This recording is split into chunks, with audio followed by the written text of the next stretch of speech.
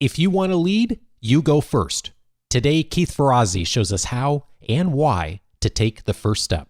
This is Coaching for Leaders, episode 488.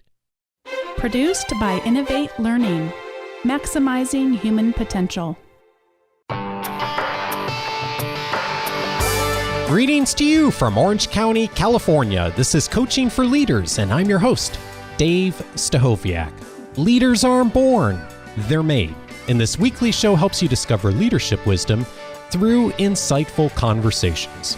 Today, a conversation with someone whose work I've been following for a long time and really has made the invitation for us to influence without authority. And that means that we need to go first as leaders. I'm so glad to welcome to the show today, Keith Ferrazzi.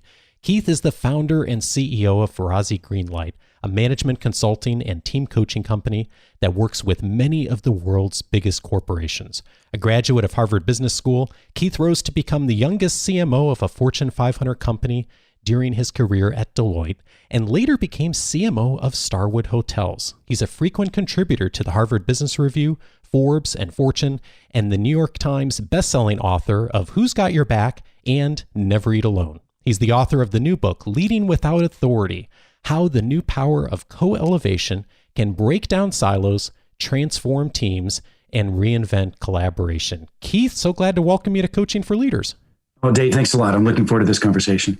I think it's been, about 20 years since Never Eat Alone came out, and I read it, and it's a book that has stuck with me all these years. So thank you so much for all the work you've done for all of us on building relationships over the years. I'm so grateful for it.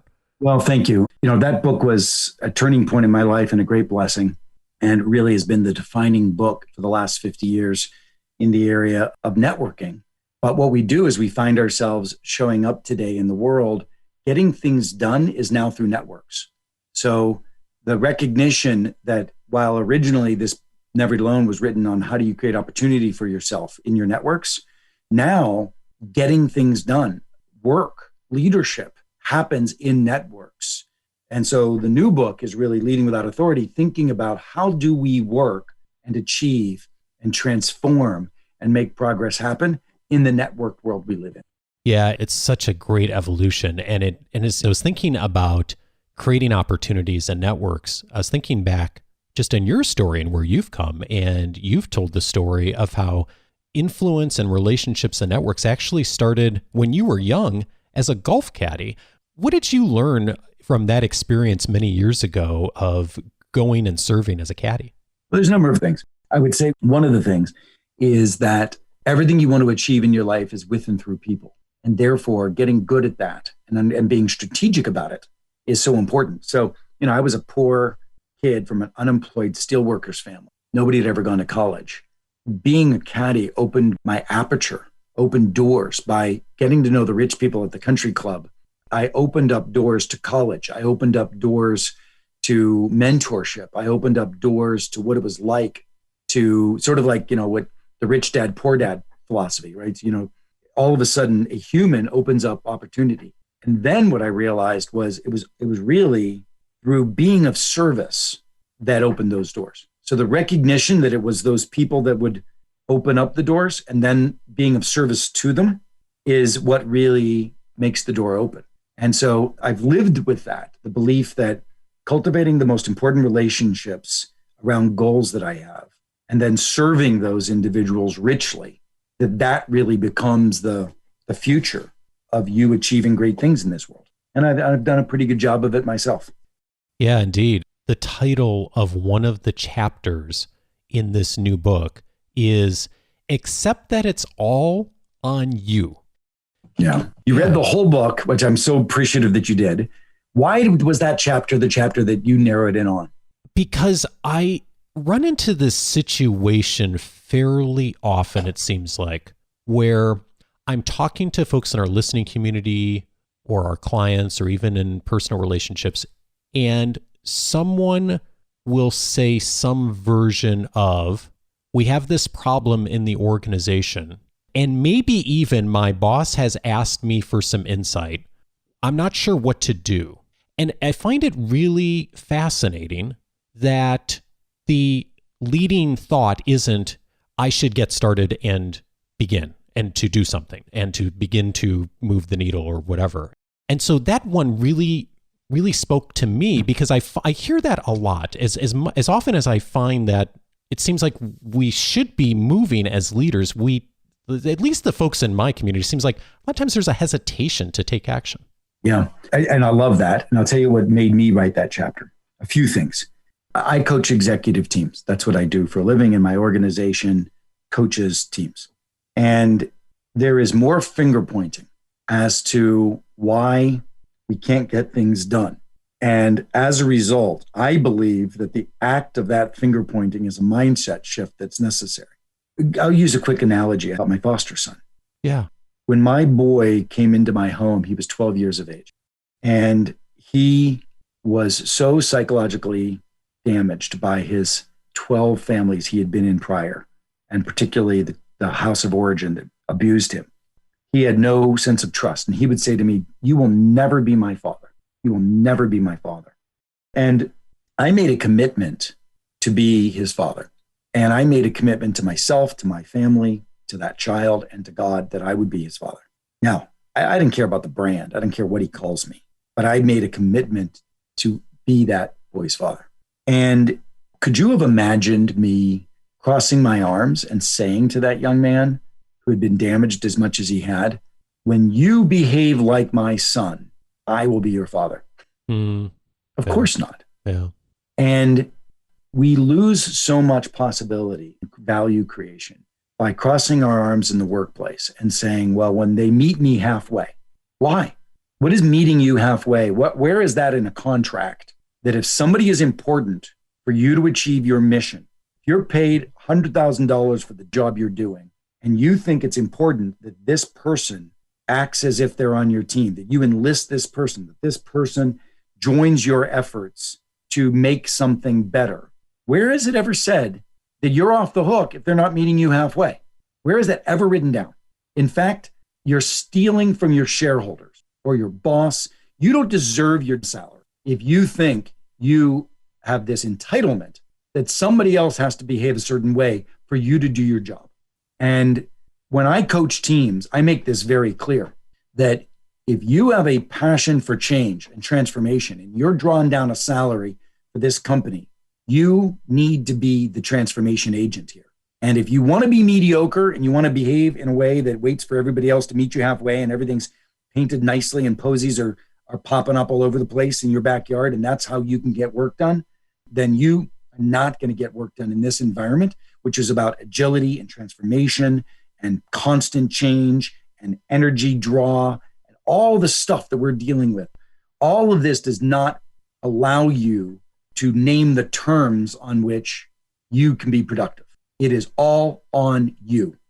So that was the tone with which I wrote this chapter. Yeah, I hear that when I read it. And I appreciate you sharing the story about your son, not only here, but in the book. And it's interesting you bring up the analogy with parenting. We tend to be better parents than we are leaders. I mean, even though there's leadership as part of both of those. Yeah, because when I work with a team, I do something called recontracting. Recontracting is the agreement that a team makes along 8 attributes of team performance. And it's interesting. We have bad contracts right now. As leaders, we have bad contracts with them. And as entrepreneurs, and just in your coaching, do you coach most entrepreneurs or people in bigger companies? Mostly folks in large organizations or smaller businesses. Yeah. So what I'm talking about in terms of it's all on you, I would assume, knowing you, that you already are recontracting with the people you coach, that it's all on them. Yeah. Because you sit there and if you've got a middle manager in a big company or in a company and you see them being unsuccessful and you can see that it is their relational incompetence that is creating their challenge, right? Then you recontract with them that they've got to go, 80% of the way, not 50% of the way to get the job done with that person. We have a contract in our head in business that my team is who reports to me. And of course, like you said, as parents, if I'm a parent, I have a certain obligation of support, structure, celebration, discipline. I have a contract with my child, and it's a pretty good one. People pretty much these days know what your contract should be. Not to say that we're all good. We're all good all the time. But in the workplace, there's just wrong-headedness on the contract as being a leader. The first wrong-headedness is rule 1 in the book, which is your team is not who reports to you. Your team is who you need to get your job done. And so we talk about Sandy, where Sandy is the head of HR who is viewing the head of sales ops as her obstinate nemesis. And the redefinition of you are a bad leader, Sandy, because this person critical for you getting your job done, you have dug in and created animosity with this person. Congratulations. You have failed your mission out of your own behavior. Mm-hmm. That's the recognition that how we set up the dynamics of the relationships with the people around us define our capacity to succeed or fail. And just this idea that the contract with somebody who doesn't report to us is different than the contract with somebody who does. Why? And what are all of those horrific little erosive excuses? I call them the 6 deadly excuses. What are those horrific 6 little deadly excuses that we use to placate ourselves to fail our companies? I'm glad you mentioned the deadly excuses, because that's something I really zeroed in a lot too. And I was looking through them and thinking through the lens of our audience and the folks I work with of which ones come up the most. And I've seen all of these. And the one that seems to come up the most for me in my conversations interestingly, maybe the first one is ignorance.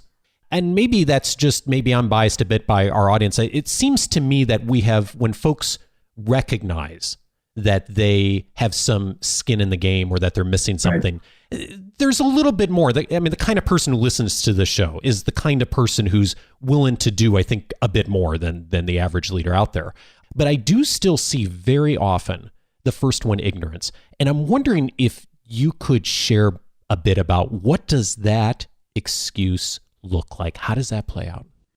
So the way I was interpreting ignorance is this lack of awareness that the person that I need to be building a relationship with it's upon me to build it. This, I don't need for them to meet me halfway.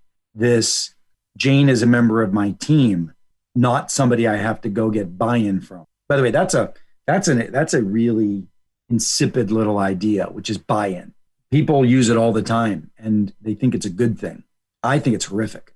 Buy-in means I have cooked an idea and now I'm going over here to sell it to you. I want you to buy in to my idea. There is very little room for co-creation in buy-in. And buy-in is the limiter of innovation. That is, if you believe that inclusion and collaboration unleashes innovation, which, by the way, this is one of those awakenings as well. I see too many leaders trying to just earnestly get their own job done, and they're not really focused on embracing others and inviting others in to co-creating a more powerful, innovative solution. So this is another one of those points that I would say is very important, and that's an ignorance. This little dialogue you and I are having, one ignorance is that people that are important to my work on my team, and therefore I have to invest in them emotionally. As we talked about earlier around networking, I've got to serve them. I serve people that I need to enlist. Enlistment is leadership. If you have authority over someone, you could perhaps get compliance. But if you don't have authority over someone, you can't get compliance. Therefore, you need to enlist them. Therefore, service allows you to enlist them. Too many people think that logic should be enough. I want you to do what I want you to do to serve my initiative because it just makes sense. Well, who the heck are you? But the person you're wanting to do what you want them to do may have a boss that's telling them to do something different. And you're pissed off at them because they're not doing what's logical to you. Well, that's just a losing situation. You've just lost progress and you will stay stuck there. And there I have this continuum of collaboration, coexistence, resistance, resentment, and the idea that we live in coexistence too much, right? But we need to be moving from coexistence to collaboration to ultimately what the book is defining as a new operating system for relationships in the workplace, which I call co-elevating. It really comes back to the title of the book of Leading Without Authority. It seems to me, as I look back at my career and the career of our clients and listeners, that 20 years ago, for better or worse, many organizations worked in a much more formal, hierarchical style. And today, you might have 10 stakeholders that you're working to influence, and none of them are your boss. And that seems to be much more the norm. And so it's interesting what you said about buy-in. I hadn't thought about that term that way. And the corollary to that, or rather the movement beyond that probably, is what you call co-elevation, which is the co-creation, the collaboration you were talking about. When people start to make that shift from trying to get buy-in to starting to think like someone who co-elevates, what's different? It's that you have to co-create in order to get the answers that meet the marketplace demands today. There's a new set of work rules to meet that new world of transformational pressure. If you believe that, then the next step is, do you believe that you can get there alone? Or do you believe you need to unleash more of the co-creative juices to get the solution to occur, right? So if you believe, that's the next belief, it has to shift. Oh, I need to co-create this. I cannot just do it myself. Then you recognize the next step, which is not only do I need to co-create, but I need to bring people with me beyond the co-creation. If it's just about one meeting, getting an infusion of ideas, that's fine. That might be easy. But what's tough is, how do you keep this group coming with you while you move to execution? That's your team, right? It's not just a meeting, it's a team. And you have to own and invest in that team over a sustained period of time. How do you hold that team together, for God's sakes? What does that mean as a leader to hold a loose-knit group of people that don't report to you together to mutually achieve something? What's the promise to them? What's the promise to them? Now we start introducing the more emotional reasons that somebody signs up to be a part of your team. They're going to be a part of a group, a band of brothers and sisters taking a hill together, changing the future of something together. But the together is a part of the transformation, meaning, or the reason for transforming, because you move from being an isolated individual, bumping up against hard work and difficult people, to joining something and belonging to something, which is core to our human nature, that is going to lift us, elevate us, move us forward together, move us up together, co-elevate. So your ability as a leader to invite people in to being a part of something that they want to go on a journey together and elevate each other together. Now, when you make that commitment and it sounds good, now what are the rules? What are the rules of feedback? What are the rules of accountability? Because they shift from being hierarchical to being peer-to-peer. You have this incredible privilege to work with so many executive teams and to help take them on the journey to where they're trying to seek buy-in, but now are really in a place of co-elevation. When you see leaders make that shift and really start to think differently and act differently, what do their teams tend to notice they're doing that they weren't doing before? They are curating their time differently. They are not doing report outs. They're doing collaborative problem solving. That's probably the biggest shift. You take a leader that used to do report outs and you now make them do collaborative problem solving, meaning that they are bringing questions. So the head of sales is bringing a question to the table that they are inviting their peers input on. That is a big shift. Yeah. I didn't say that the leader is putting a question on the table, inviting co-creation. That by itself would be a big deal. I said a member of the team is bringing a question to the table that they're looking for input from their peers on. That's huge. And what they're inviting is risk mitigation. They're inviting, tell me something I may be missing that might bite me in the butt. They're inviting, give me some ideas that might be innovative that I hadn't seen. They're inviting, who can help me? They're coming vulnerably to the table, but not in a sense of weakness, but they're coming vulnerably with excitement to tap into this rich, juicy well of advancement called their peers, their team. And that's what starts to happen. And you start to look at a team doing that. It's major, major. By the way, I'm loving this interview. You're in your the simplest questions you're asking are so smart that you've extracted from me a summary of the book, I think, better than any other interview I've given. I'm doing another book, and you've just given me so much great codification of what I'm talking about that I can't wait to send it to my co-writer.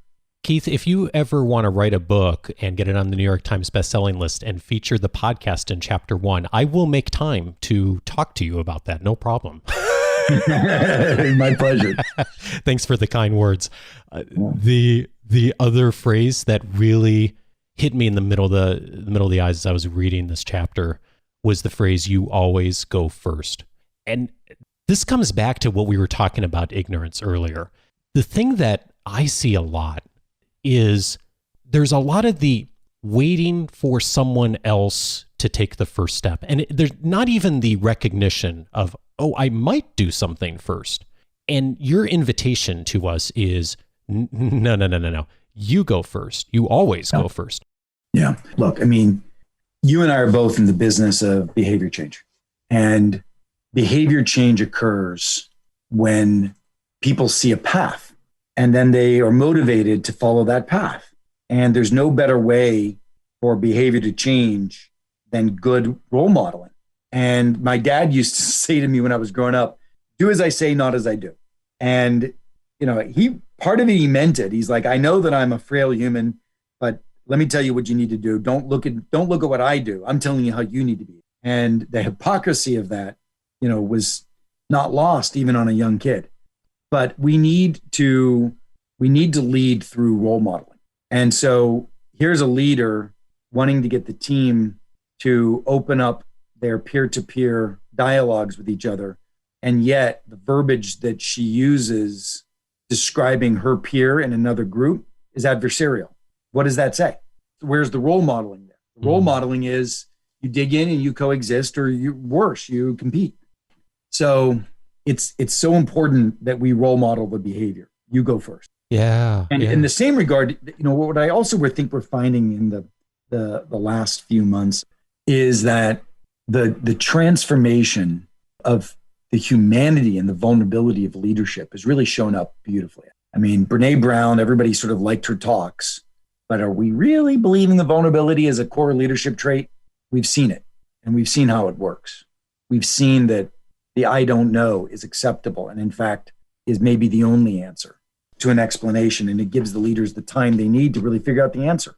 The tears shed by leaders in public, the overwhelm and the recognition of overwhelm that breeds empathy, that gives leaders a break, meaning I'll cut my leader a break when I realize my leader is struggling as I am, and they may not be perfect, but they're doing the best, right? Yeah. I mean, we've seen all of that. And so as a leader, to lead with this humility, if you want to be, I'm hopeful that your leaders listen to this and they do a few things. Number one, they go get the book and they realize that they need to be leaders without authority. And they want to learn how to be leaders without authority in this world. And then they step up in front of their team and they say to their team, hey, I want us to be this and I want to lead us to be there. Aside from telling you to read the book yourself, I want us to go on a journey, and I'm not sure I know how to lead us there. But let's do this together, because this is really the right way to lead.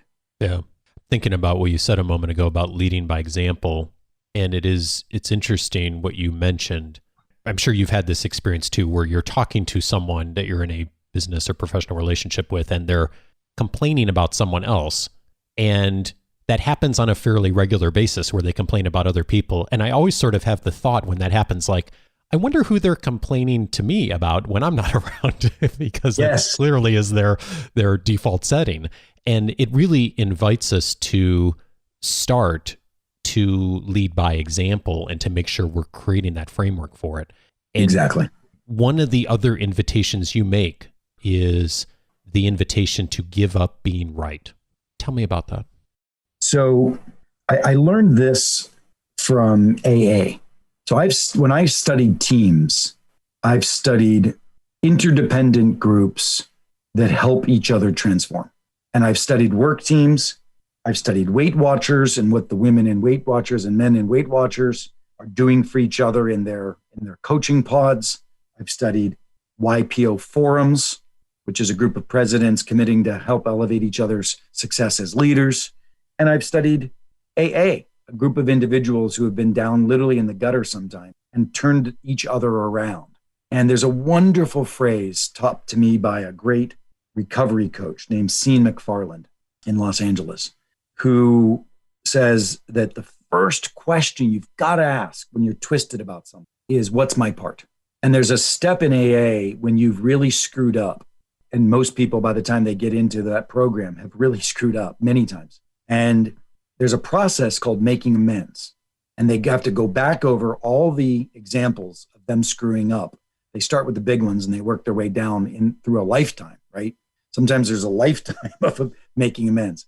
But ultimately, we should all be making amends every day.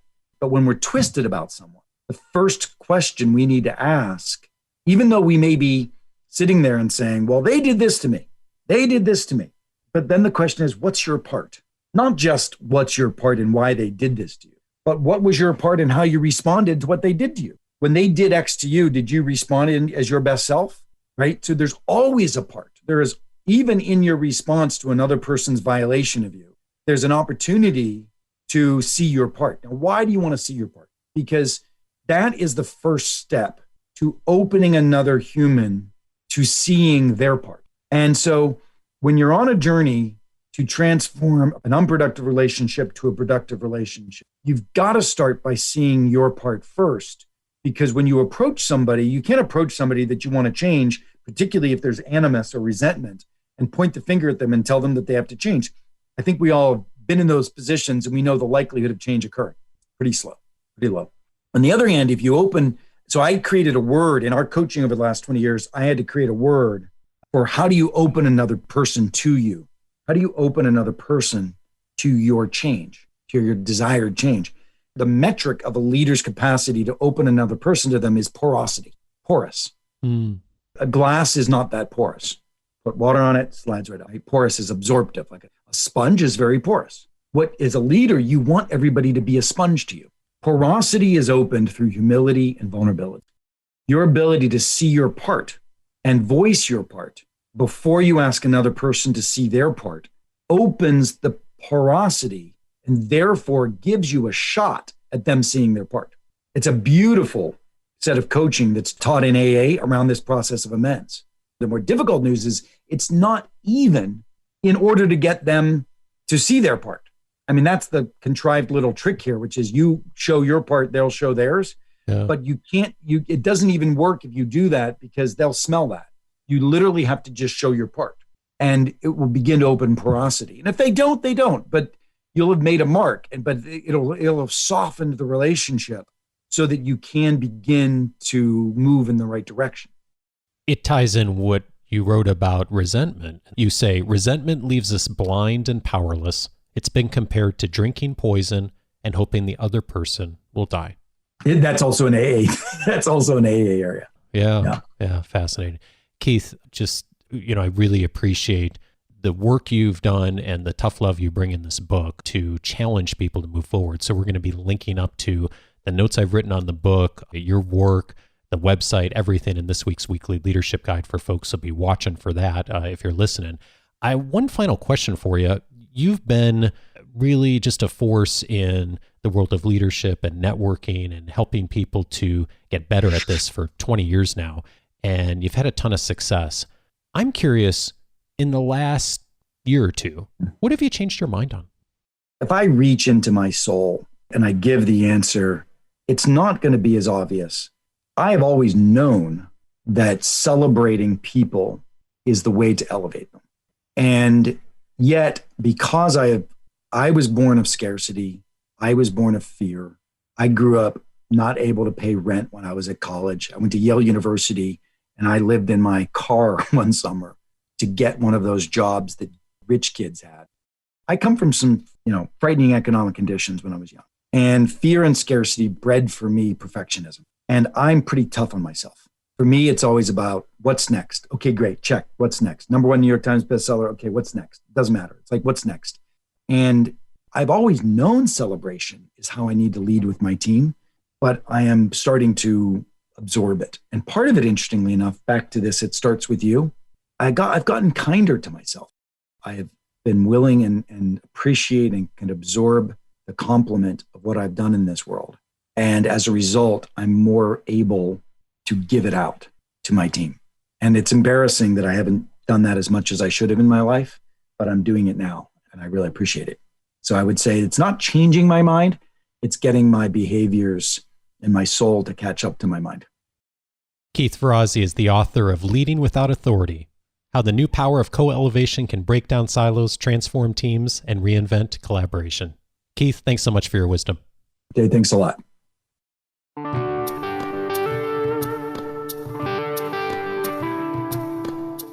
If you're looking for some more motivation to take the first step, these related episodes may be helpful to you as well. One of them is episode 336, The Choice for Compassion with Edith Eger. Edith is a survivor of the Holocaust, 90 plus years old, has dedicated her life to really showing compassion to others. An amazing story, an incredible book. She was on episode 336 talking about her story. Boy, has she taken a lot of steps in her life to serve so many. Also recommended episode 452, How to Motivate Leaders with John Maxwell. We have a lot of conversations about motivation in general, and we've had many over the course of the years on this show.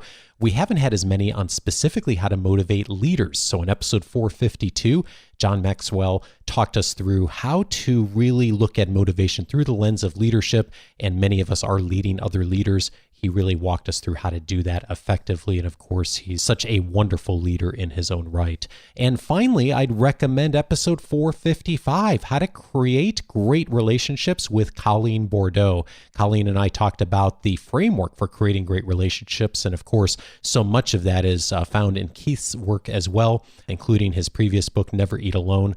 All of this is about great relationships, co-elevation, as he talked about today, and Colleen's message on episode 455 is a wonderful starting point for that.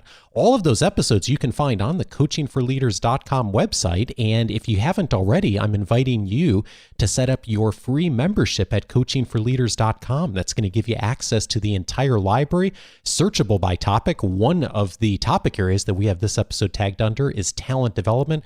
We've had many episodes on that over the years, and so that's a great place to jump in for more on this topic and others. In addition, you'll be able to access my book notes from Keith's book and highlights and the things that I found to be most useful, and you'll get full access to the weekly leadership guide, to all of the member casts, to the free audio courses, my own personal library with everything that I found over the last several years that's been in all the weekly leadership guides, database there for you by topic, and then of course the weekly leadership guide coming every Wednesday via email that will give you highlights of every episode, the relevant links, and of course links to other resources out there that'll be useful to you. Next week on Monday, I'm glad to welcome Bonnie back to the show. It is our monthly question and answer episode. If you have a question you'd like us to consider, please go over to coachingforleaders.com/feedback. That's the very best place to get a question to us, and we will consider it not only for next week, but for one of the future Q&A episodes, the first Monday of every month. Have a great week and see you back next Monday. Take care.